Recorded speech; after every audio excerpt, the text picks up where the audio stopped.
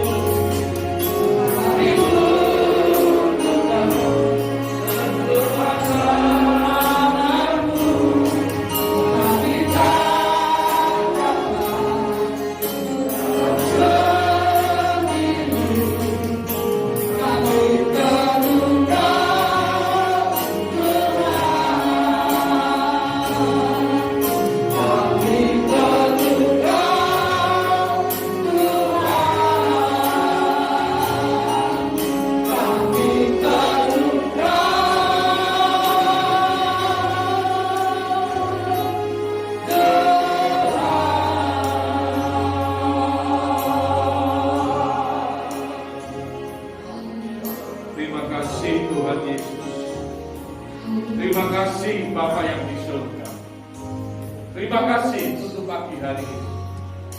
Terima kasih.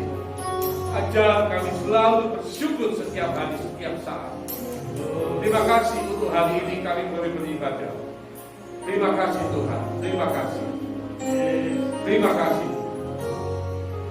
Kami serahkan waktu pemberitaan firman. Berkati setiap hati di tempat ini. Bagaikan tanah yang subur, yang siap menerima tabungan benih firman. Yang akan berakar, bertumbuh, berakar kuat, dan bertumbuh lebat, dan berbuah lebat. Berkati hamba-Mu, urapi hamba-Mu saja, kiranya dengan hikmat kekuatan-Mu saja Tuhan. Hamba-Mu yang tidak layak. Terima kasih Bapa, terima kasih Tuhan Yesus. Mari Roh Kudus, Kau jamah kami semua. Di dalam nama Tuhan Yesus Kristus. Haleluya. Kami serahkan waktu ini. Amin. Mari kita buka Mazmur 41. Mazmur 41. Mulai ayat 1 sampai 4. Kita akan membaca bersama-sama. Mazmur pasal 41 ayat 1 berbunyi, untuk pemimpin biduan Mazmur Daud. Siapakah Daud? Raja Israel. Nah, bukan sembarang Raja Israel, tetapi Raja Israel yang sangat terkenal, yang sampai sekarang menjadi kebanggaan bangsa Israel sampai hari ini. Sehingga bendera mereka pun mereka sebut sebagai bintang Daud. Mengapa? Karena pada zaman Daud itu Israel tidak pernah kalah perang. Dalam sejarahnya Israel tidak pernah menyerang bangsa lain, tapi bertahan untuk kalau diserang bangsa lain. Karena itulah sebabnya mereka tidak mempunyai pasukan berkuda. Tidak punya pasukan berkuda. Karena di zaman dulu pasukan berkuda itu yang untuk gerak cepat untuk masuk ke daerah-daerah yang jauh-jauh. Kalau jalan kaki ya bertahun-tahun saudara. Jadi berkuda. Itu mobil zaman sekarang. Dan Daud ini orang yang sangat cinta Tuhan, hidup bergaul erat dengan Tuhan, seorang pemuji penyembah. Meskipun pernah melakukan dosa yang sangat besar, sangat keji, tetapi dia juga mau bertobat, merendahkan diri, minta ampun dan mengakui kesalahannya. Dan karena itulah kita bisa melihat di dalam kitab Perjanjian Baru. Kalau salah tidak salah di 2 ayat, saya tidak siapkan ayat itu, di Kisah Para Rasul maupun di kitab yang agak belakang-belakang begitu, itu firman Tuhan menulis dengan jelas. Tuhan berkata, Daud adalah orang yang berkenan di hati Tuhan pada zamannya. Daud adalah orang yang melakukan kehendak Tuhan pada zamannya. Luar biasa. Karena itu kita diberkati dengan firman ilham Roh Kudus melalui Daud, melalui Mazmurnya pagi hari ini. Daud itu hidup kurang lebih 1100 tahun sebelum Tuhan Yesus. Jadi kalau Tuhan Yesus mulai tahun 0, dari Adam sampai ke Tuhan Yesus itu kurang lebih 4000 tahun. Adam ke Abraham 2000 tahun, Abraham ke Tuhan Yesus 2000 tahun. Nah, Daud ini 1100 tahun sebelum Tuhan Yesus, berarti kurang lebih 900 tahun setelah Abraham. Kalau kita sekarang di tahun 2000-an, berarti Daud itu kurang lebih 3000 tahun yang lalu. Kurang lebih 3000 tahun yang lalu, sangat kuno sekali. Dan dia menulis begini. Mari kita baca sama-sama mulai ayat 2, 3, 4 ya. Mazmur pasal 41 ayat 2, 3, 4. Mari sama-sama 1, 2, 3. Berbahagia orang yang memperhatikan orang lemah. Tuhan akan menumbuhkan dia pada waktu celaka. Tuhan akan melindungi dia dan memelihara nyawanya, sehingga ia disebut berbahagia di bumi. Engkau takkan membiarkan dia dipermainkan musuhnya. Tuhan membantu dia di ranjangnya waktu sakit.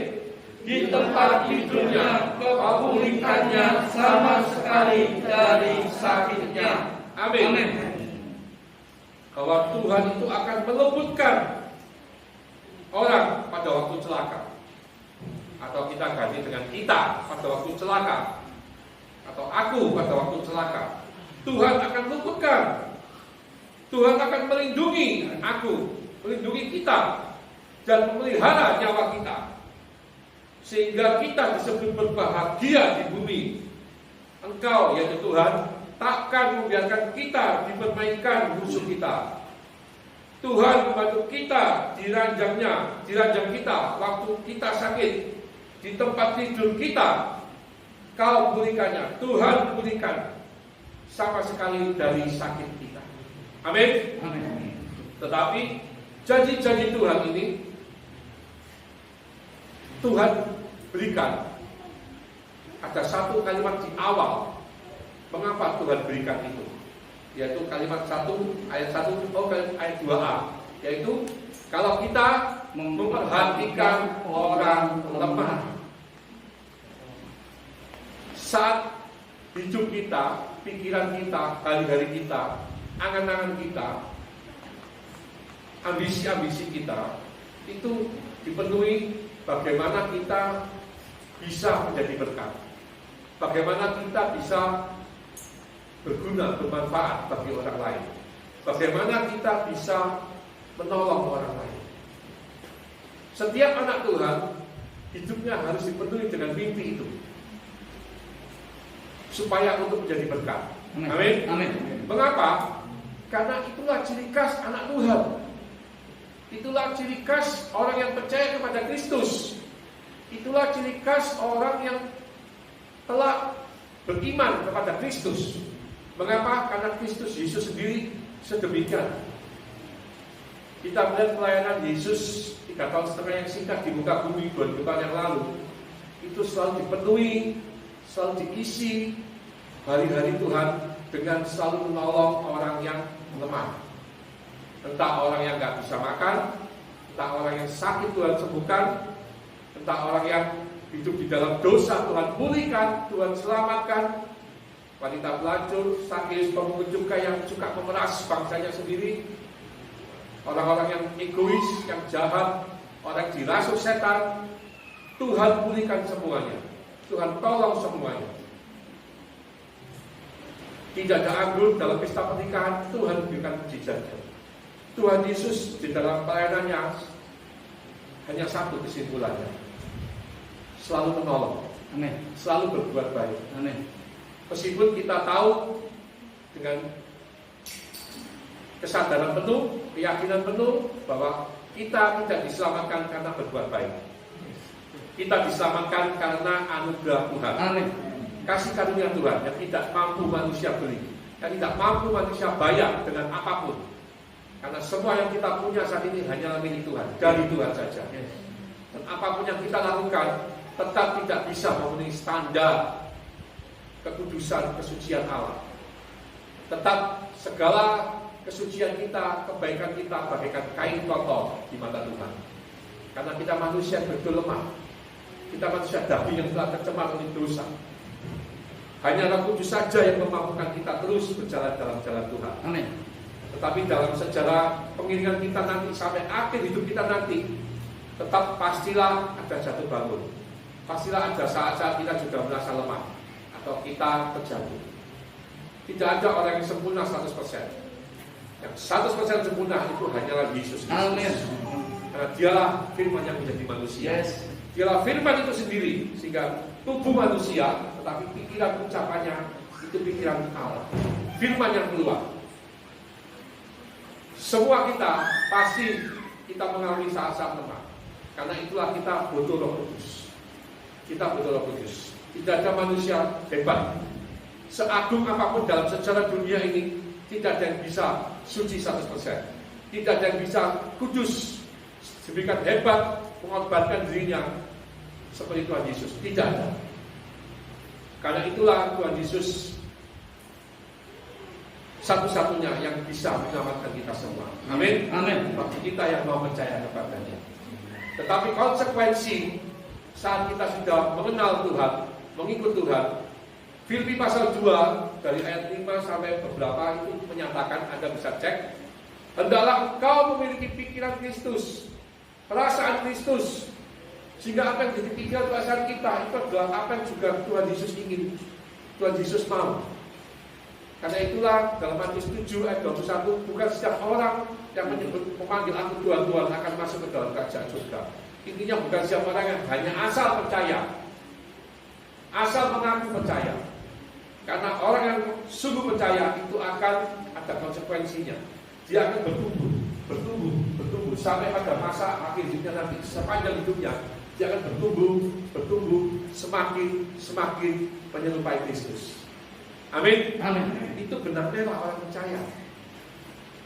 Setiap kita dipanggil dan dipilih Tuhan bukan hanya untuk diberkati dan hanya untuk menikmati hidup yang nyaman di bumi ini. Meskipun itu Tuhan juga tolong Tuhan sediakan untuk kekuatan kita, untuk kita bisa menjalani hidup di dunia ini.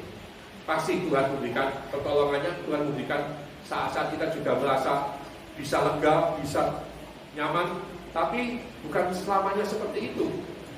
Dunia ini bukan dunia yang sempurna. Dunia yang telah tercemar oleh dosa. Yang sempurna nanti ada di surga nanti. Amin. Karena itulah tujuan utama orang percaya itu bukan hanya untuk diberkati, untuk hidup nyaman di dunia ini. Kita percaya Yesus satu-satunya jelas tujuannya. Pertama karena keselamatan hanya di dalam Dia saja. Amin. Kedua, bagaimana kita yang telah dipilih dan dipanggilnya itu kita mau hidup seperti Kristus, mempunyai pikiran perasaan Kristus. Dan pikiran perasaan Kristus itu adalah pikiran yang penuh kasih. Lagu kalau kita mendengarkan firman tadi, dimanakan kasih yang sejati? Hanya di dalam Yesus Kristus. Amin.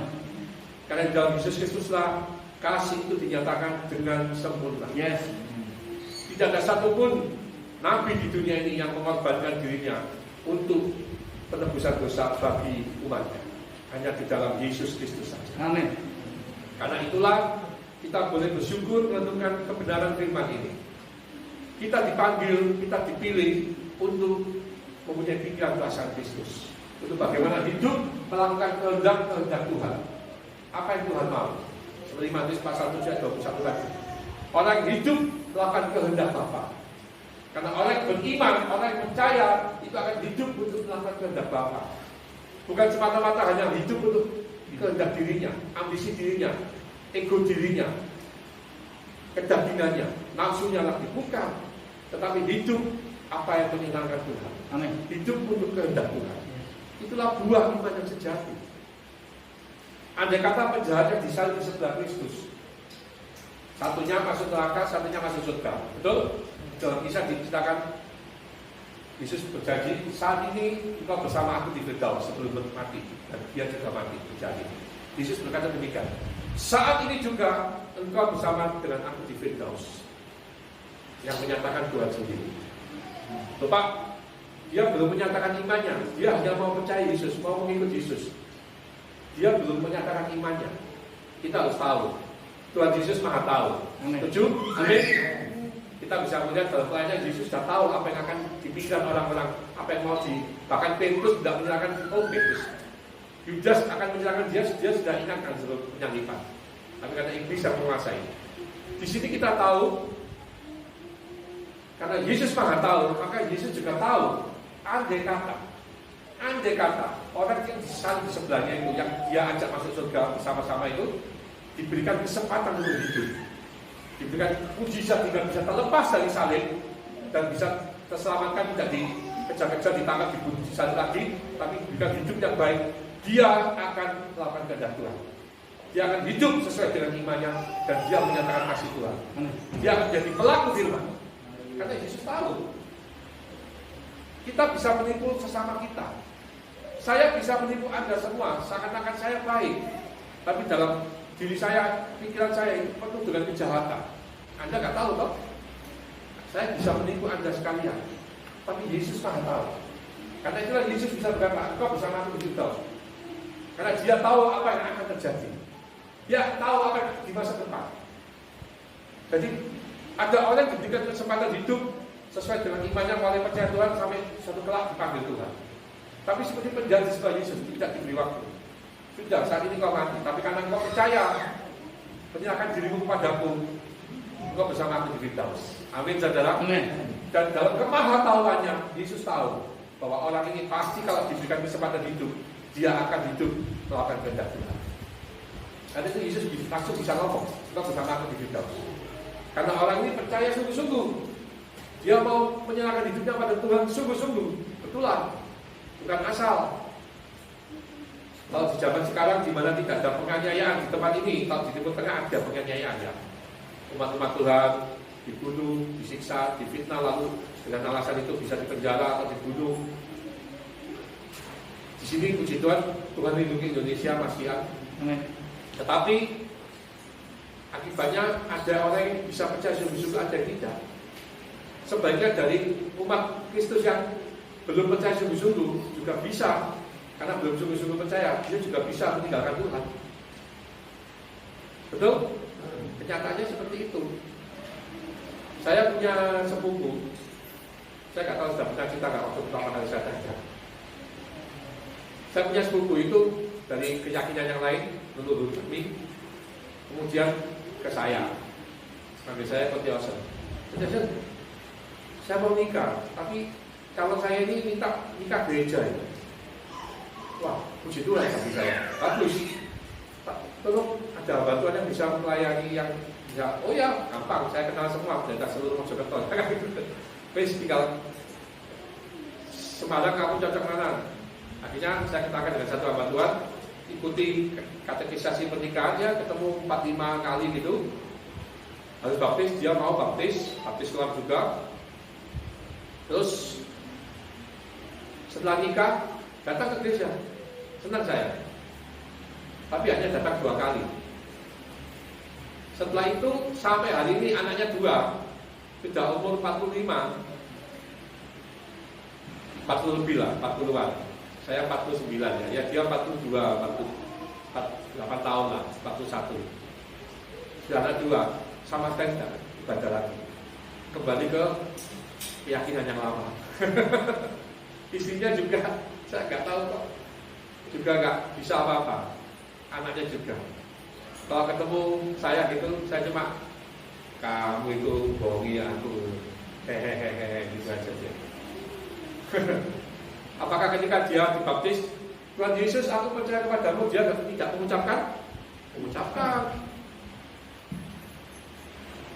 Dibaptis loh, dia mengucapkan janji imannya loh. Tapi saya ini dengan mudah dia mengingkari. Yang penting tujuannya adalah tercapai, bisa menikah dengan cewek idaman. Tidak teruji. Tidak teruji. Banyak dari kita yang juga meninggalkan Tuhan Yesus. Ada yang betul-betul ikut akhirnya karena bagaimana, atau memang terhilang. Ada yang sebenarnya tidak terhilang, tapi hanya karena demi dunia ini, apapun itu, entah itu pasangan, entah itu suatu pekerjaan ataupun keuangan, tapi hatinya tidak ke sana-sana, tapi juga tidak bisa kembali ke Tuhan Yesus. Nah, kan cilaka. Tapi itu menunjukkan manusia bisa menipu sesamanya, betul? Bisa menipu sesamanya. Yang maha tahu itu hanya Tuhan saja. Amin. Karena itulah kita diselamatkan, kita menjadi warga negara kerajaan Allah, bukan karena perbuatan, tapi karena iman. Yes. Tetapi iman yang sejati itu akan menghasilkan arah hidup, akan menghasilkan perbuatan pelaku firman. Dan firman yang utama, inti dari pengajaran Tuhan Yesus. Tuhan Yesus pernah ditanya, Tuhan, apa sih inti, semua inti dari ajaranmu? Oleh seorang ahli Taurat, bukan seorang ahli Taurat dan ahli Farisi. Apa jawaban Tuhan Yesus saat itu? Ketika ditanya, apa sih inti ajaran Tuhan itu? Kalau disaring, kan banyak ya, aturan-aturan Tuhan banyak, hukum-hukum Tuhan banyak. Zaman Taurat itu saat itu, zaman Yesus banyak sekali. Terus disaring, intinya itu apa? Nah, kan gitu loh. Poinnya itu apa? Sarinya itu apa sih? Apa jawaban Tuhan Yesus? Ada 2 hukum paling utama. Pertama, kasihlah Tuhan Allahmu dengan segenap hatimu, jiwamu, kekuatanmu, akal budimu. mengasihi Tuhan, vertikal, mengasihi Tuhan, ke atas. Itu fondasi dasar. Hukum yang pertama disalin menjadi dua hukum seluruh ajaran Tuhan itu. Dan hukum yang kedua, yang Tuhan Yesus sendiri dalam Matius pasal 23 kalau tidak salah mengatakan, hukum yang kedua yang sama dengan hukum yang pertama, dikatakan sama, yaitu kasihilah sesama manusia seperti dirimu sendiri. Horizontal, lambang salib, vertikal, horizontal, horizontal. Itu dua hukum utama. Berarti dalam seluruh hidup kita, bagaimana kita mengasihi Tuhan itu menjadi fondasi. Dengan kita bisa mengasihi Tuhan, kita wujudkan dengan mengasihi sesama. Karena Tuhan tidak kelihatan. Kapan-kapan kalau saya kesini lagi, kita kapan ya? Saya ada kaos kalau masih ada. Saya akan bagikan saja. Dan ada kaos yang masih ada. Yang belakangnya ayatnya itu 1 Yohanes 8 gitu. Bagaimana kau bisa berkata, aku mengasihi Tuhan, Tuhan yang tidak kelihatan, tapi engkau tidak bisa mengasihi saudaramu yang kelihatan. Itu sama saja engkau bohong, menipu. Wah, bagus ayat itu bagus. Jadi di sini mengasihi sesama itu perwujudan karena kita mengasihi Tuhan. Amin. Di luar Kristus, semua manusia di luar Kristus, apakah bisa mengasihi sesamanya manusia, mengasihi orang lain? Bisa. Tetapi ada tujuannya, ada motivasinya. Ujung-ujungnya untuk keselamatan diri mereka. Karena semua orang yang berbuat baik, beramal, berkorban untuk sesamanya, itu ujung-ujungnya untuk supaya mungkin dosanya dianggap berkurang, atau karmanya dianggap yang jahat bisa, karma buruknya bisa berkurang. Ujung-ujungnya untuk dirinya sendiri dong, karena dia melakukan untuk dirinya sendiri. Tetapi beda dengan orang yang sudah percaya pada Kristus. Orang mengikut Kristus, orang beriman pada Kristus sudah diselamatkan. Amin. Amin. Kita sudah mendapatkan kapling di surga. Jadi ketika kita melakukan segala sesuatu, melakukan firman, untuk mengasihi, untuk berkorban, itu bukan untuk menyelamatkan diri sendiri kita, bukan untuk kebaikan diri kita. Itu hanya efek, hanya bonus, seperti ayat Perjanjian Lama itu. Itu hanya efek bonus dari Tuhan sebetulnya. Tapi yang utama kita melakukan kebaikan itu karena kita mengasihi Tuhan dan kita sendiri sudah diselamatkan. Yes. Jadi kita melakukannya tidak dengan tujuan untuk diselamatkan, untuk mengurangi dosa kita supaya kita nanti bisa masuk surga. Bukan tujuan untuk mengurangi efek-efek karma buruk yang kita lakukan, sehingga kita bisa lebih enak nanti hidup di masa depan, reinkarnasi kalau keyakinan yang lain. Bukan itu tujuannya. Tapi tujuannya karena kita sudah diselamatkan dan kita harus mempunyai pikiran perasaan Kristus, kita wajib hidup mengikuti jejak Kristus. Amin. Itu pola dasar kenapa kita harus mengasihi sesama. Bukan untuk keselamatan diri kita lagi, bukan untuk menyelamatkan diri kita lagi, bukan untuk mengurangi segala bentuk musibah kesialan kita. Walaupun itu bonus dari Tuhan, dan Tuhan juga janji berikan. Tapi tujuan kita melakukan itu karena kita harus mempunyai pikiran perasaan Kristus. Dan pikiran perasaan Kristus tidak bisa lepas dari mengasihi. Karena Yesus sendiri datang, firman Allah yang datang menjadi manusia ke dunia ini juga untuk mengasihi. Amin. Amin. Untuk mengasihi, poin utamanya di situ. Dan mengasihi sesama itu menjadi tujuan, menjadi sasaran. Karena Tuhan tidak kelihatan. Saya berikan contoh supaya Anda bisa mengerti bahwa seseorang berkata dengan imannya, betul itu, betul. Hidupku ini berkatnya dari Tuhan, bukan dari manusia. Aku tidak tergantung pada manusia. Betul? Betul. Saya jualan sepeda motor, ada seorang yang berjualan bakso, ada yang berjualan nasi goreng. Berkatku ini, hidupku, Tuhan yang beri, bukan manusia. Betul? Betul. Tidak tergantung dengan manusia. Betul? Betul. Tetapi yang kita bisa mempunyai penghasilan dan kita bisa mencukupi segala kebutuhan kita dengan uang yang kita miliki, uang itu dari siapa? dari sesama manusia yang Tuhan gerakkan untuk memberitakan kita. Itu cara Tuhan memelihara. Amin. Amin. Saya sampai hari ini belum pernah mendengar kesaksian. Kalau ada, saya mau belajar. Berdoa, tiba-tiba uang jatuh dari langit, cedebuk. Tiba-tiba ada emas jatuh dari langit, cedebuk. Ini untuk kamu pakai. Kalau ada kejadian seperti itu, saya mau belajar. Iman yang luar biasa itu. Berdoa, tiba-tiba dari langit jatuh emas, jedok. Emas itu. Berdoa, jedok ada uang. Bola rupiah sembarang, pokoknya bisa dipakai, saudara. Bisa ditukar. Berdoa, nggak bisa pakai jedok, ada beras, ada minyak, ada lauk pauk, daging ayam yang jatuh dari langit. Saya belum pernah mendengar. Cara Tuhan menolong lewat sesama. Betul? Lewat sesama yang memberi dagangan kita. Seorang Anda bekerja di suatu perusahaan, Anda harus meyakini berkat Anda itu dari Tuhan. Amin. Bukan dari perusahaan. Tapi Tuhan memberikan berkat Anda itu lewat perusahaan. Nah, begitu toh cara pikirnya. Kita harus berhikmat toh. Kita menjual nasi goreng, berkat saya dari Tuhan, bukan dari manusia. Betul. Tapi Tuhan kirim manusia, menggerakkan hati manusia-manusia yang tidak, siapapun itu kita kenal atau tidak kenal, bahkan orang yang memusuhi kita pun, tapi Tuhan gerakkan untuk memberi kita dan kita dapat penghasilan. Itu Tuhan yang menggerakkan. Setuju? Itulah cara Tuhan. Lewat manusia, bukan jatuh dari langit.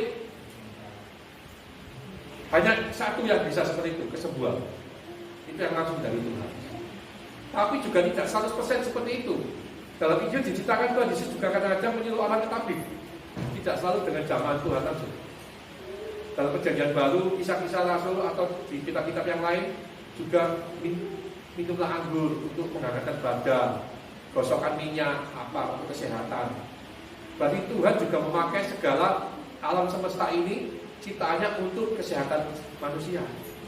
Bahkan obat-obatan itu dihasilkan dari nikmat yang Tuhan berikan pada manusia. Memang bisa kesembuhan langsung, mujizat yang spektakuler, adikodrati, bisa. Saya percaya itu. Tetapi saya juga percaya Tuhan juga menyembuhkan melalui obat-obatan. Betul? Ya. Jadi jangan jadi orang yang tidak berhikmat. Saya berikan contoh. Dulu sebelum ditemukannya obat kusta, obat lepra, orang kusta lepra bisa sembuhkan? Nggak bisa loh. Apalagi di zaman Belanda, di zaman Tuhan Yesus, di zaman Nabi-Nabi Perjanjian Lama, ribuan tahun yang lalu. Orang kusta lepra itu menderita sampai mati, betul? Dianggap dikutuk oleh Tuhan. Dianggap punya dosa yang besar.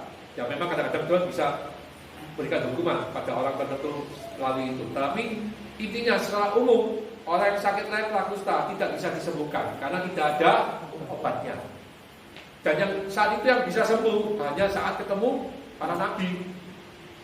Jenderal Naaman yang hebat sakit kusta, ketemunya Nabi Elisa, disuruh celup naik di sungai Yordan. Mau turut, mau menundakkan hati, sembuh. Yang ketemu para nabi di zaman Tuhan Yesus, yang ketemu Tuhan Yesus yang sembuh, betul? Berarti kesembuhannya masih limited edition, tidak diobral. Tapi zaman sekarang orang kusta lepra bisa sembuh gak? Bisa. Jangan lama-lama ke dokter, langsung ke rumah sakit di Mojokerto di Telawas sana. Sumber Gelaga. Itu tempatnya rumah sakit orang lepra dan mereka bisa sembuh. Apalagi yang masih dini, belum sampai terlambat, yang masih awal-awal sakit, itu diobati. Bisa sembuh lebih baik. Gak sampai putus-putus semua tubuhnya. Intinya apa? Apakah itu bukan dari Tuhan semuanya? Dari Tuhan, tapi lewat obat. Manusia, Tuhan berikan hikmat pada manusia untuk bisa menemukan obat lepra, obat kusta. Itu karena Tuhan bermurah hati. Setuju? Itulah. Sekali lagi, kita jadi anak Tuhan harus berhikmat. Jangan jangan tidak berhikmat pokoknya. Semuanya dari Tuhan. Tapi bisa Tuhan langsung seperti kesembuhan. Tapi juga bisa lewat apapun alam semesta sesama manusia yang Tuhan pakai untuk bisa membuat berguna bagi kita. Bahkan memberi rezeki pada kita lewat Tuhan, tapi dari Tuhan, tapi lewat siapapun. Setuju? Itulah Karena itulah kenapa kita harus mengasihi sesama manusia. Karena pertolongan Tuhan itu lewat sesama manusia. Dan pertolongan kepada saudara kita yang lemah itu juga lewat kita. Betul? Tinggal kita mau enggak? Tuhan tidak pernah menuntut lebih dari yang Tuhan tidak berikan kepada kita. Tuhan tidak pernah menuntut lebih. Kalau enggak uangmu pas-pasan, bahkan masih kurang, Tuhan tidak pernah menuntut uangmu. Tapi kau punya apa? Waktumu, tenagamu, pikiranmu. Aku harus bekerja, waktuku nggak bisa, tenagaku untuk bekerja. Karena pas-pasan, kalau saya tinggalkan malah, oke, doamu, kasihmu melalui doa. Setuju? Doa, mendoakan orang lain, doa bersyafaat, itu juga pelayanan mengasihi yang tulus. Tuh. Kenapa saya katakan begitu? Karena kita mendoakan kebaikan orang lain. Pertolongan Tuhan untuk orang itu. Dan kita nggak dapat apa-apa. Betul? Dan apalagi orang itu nggak tahu. Jadi saya nggak ngomong-ngomong dong. Kalau mau tulus, Pak Andreas, tak doakan tiap hari, siang malam sore. Makanya kalau ada berkat, jangan lupa saya ya. Itu saya nggak tulus. Saya doakan Pak Andreas siang pagi, siang malam sore. Tapi saya tahu susah. Saya nggak bisa memberikan salam materi. Bantu tenaga, saya juga harus bekerja penuh. Capek sudah, waktu nggak ada, tenaga nggak ada. Saya bisa cuma berdoa. Oke, Tuhan yang tahu isi hati kita. Kalau kita mengasihi orang itu, kan begitu. Doakan Tuhan, tolong orang itu. Kasihan Tuhan, tolong Tuhan. Nanti Tuhan pakai orang lain yang bisa Tuhan pakai. Amin. Jadi saluran. Karena tetap pertolongan dari Tuhan, tapi lewat sesama manusia yang lain yang tidak terkira oleh pikiran kita bahkan. Tapi kita doakan. Itu pelayanan yang tulus. Kita mendoakan kebaikan orang lain tanpa orang itu tahu bahwa kita mendoakan dia untuk supaya dia diberkati, supaya dia ditolong Tuhan. Sudahkah di antara kita di sini semua seperti itu? Saling mendoakan, gak usah ngomong-ngomong. Bapak batik hijau, gak ngomong-ngomong, tapi tergerak mendoakan Bapak batik coklat di situ. Gak usah ngomong-ngomong, tapi mengasihi. Tuhan berkati Bapak A itu, tolong.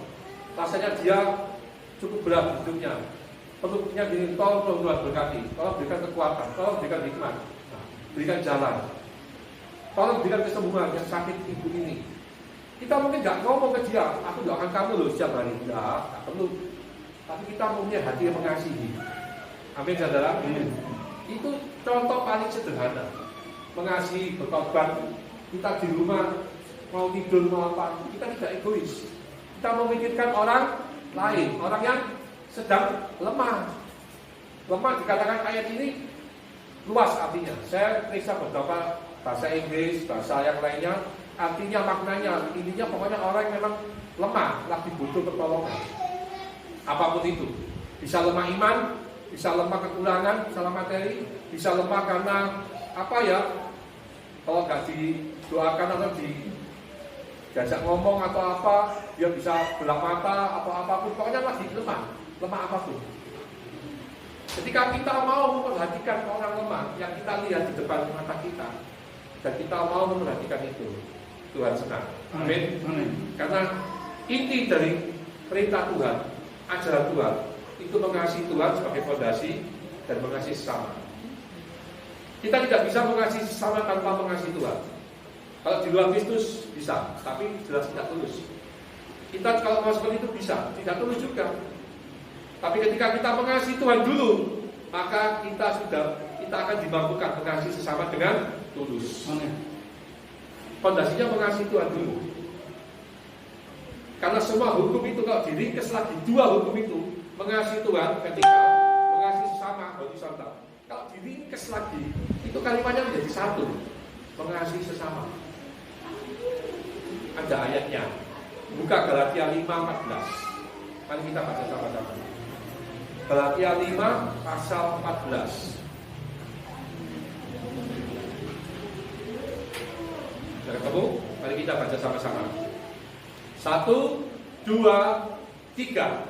Sebab seluruh hukum Taurat tercakup dalam satu firman ini, yaitu kasihilah sesamamu manusia seperti dirimu sendiri. Jadi kalau diringkes lagi, mengasihi manusia. Loh, mana mengasihi Tuhannya? Ya, dengan pengertian yang saya katakan tadi. Kalau kita belum tahu dua hukum, lalu baca ini, kita hanya berpikir mengasihi manusia. Salah. Kita harus tahu dua hukum dulu. Betul? Ajaran Tuhan Yesus dulu. Karena ini di rasul-rasul Galatia. Tapi diringkes lagi dengan penguatan ayat 1 Yohanes tadi, karena Tuhan itu tidak kelihatan. Maka perwujudannya mengasihi Tuhan itu dengan mengasihi sesama manusia. Ketika kita membenci pun kita sudah tidak mengasihi. Berat toh? Berat menurut daging. Kalau saya daging berat. Tapi kalau kita mau belajar menyerahkan diri kita pada tuntunan Roh Kudus yang akan memampukan kita. Amin. Tuhan yang akan memampukan kita, bukan karena kekuatan kita. Kadang-kadang kita bisa melakukan firman Tuhan, jadi melakukan firman itu bukan karena kita hebat atau kita mau, tapi itu karena Roh Kudus, karena Tuhan yang memampukan. Amin, saudara. Amin. Mari renungan firman pagi hari ini saya tutup dengan sekian, tapi menjadi renungan kita. Sudahkah hidup kita itu kita tujukan untuk mengasihi sesama? Karena itu adalah inti dari firman Tuhan, ajaran Tuhan, dan berarti itu kehendak Tuhan yang harus kita lakukan sepanjang hidup kita. Ketika kita melayani tanpa kita mengasihi sesama, kita pikir hanya mengasihi Tuhan, tapi kita tidak bisa mengasihi sesama kita, sesama jemaat di sini, sama pelayan Tuhan di sini. Aneh. Bagaimana kita bisa mengasihi Tuhan tapi kita benci saudara kita? Itu jelas tidak bisa. Tapi sakit, Pak. Ya, karena itulah memang untuk bisa melakukan firman, mengikut Kristus, melakukan firman Tuhan, itu membutuhkan penyangkalan diri. Kemauan kita untuk memikul salib Tuhan. Aku gak salah Tuhan, dia yang salah terus, tapi aku mengampuni. Ya, itu memikul salib, itu menyangkal diri. Setiap orang yang tidak mau memikul salib dan menyangkal dirinya, orang itu tidak akan mampu mengikuti menjadi pengikut Kristus yang sejati. Tidak akan mampu.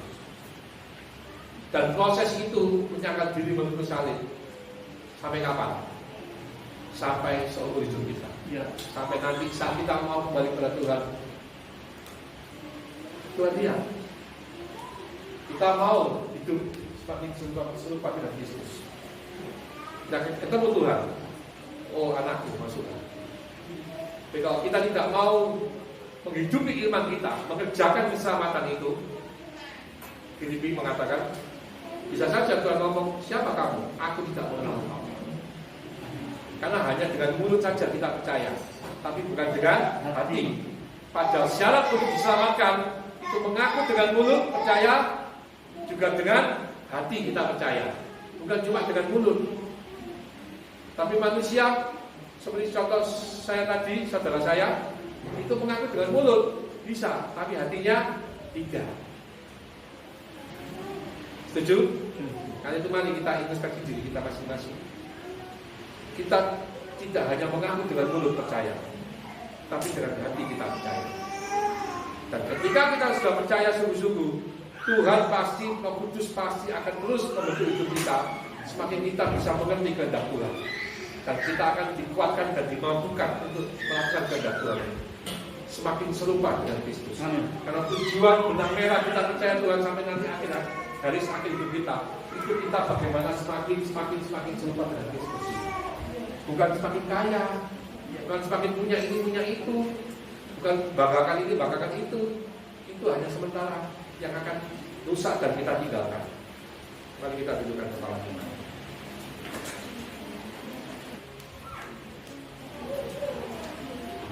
Aku mau seperti Yesus. Pakai kaki saya. Jadi Tuhan memberkati kita, Roh Kudus yang memproses kita, dan kita mau diberikan kemauan, diberikan kemampuan untuk kita mau dibentuk oleh Tuhan. Mari kita berjalan, siap dibentuk, kita dibentuk.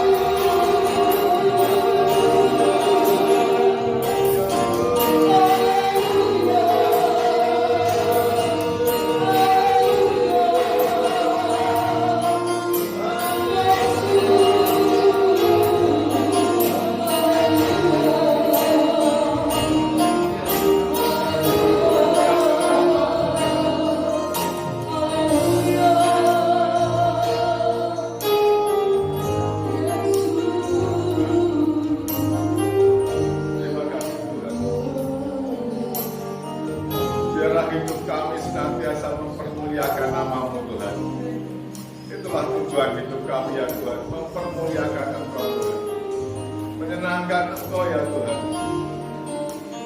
Terima kasih atas firman-Mu yang indah pada pagi hari ini yang menguatkan kami Tuhan, untuk kami boleh mengutamakan Engkau Tuhan, mengasihi Engkau Tuhan, dengan kami mengasihi sesama Tuhan, mengasihi sekitar kami Tuhan, saudara kami Tuhan, siapapun juga Tuhan, seperti Engkau telah mengasihi kami Tuhan.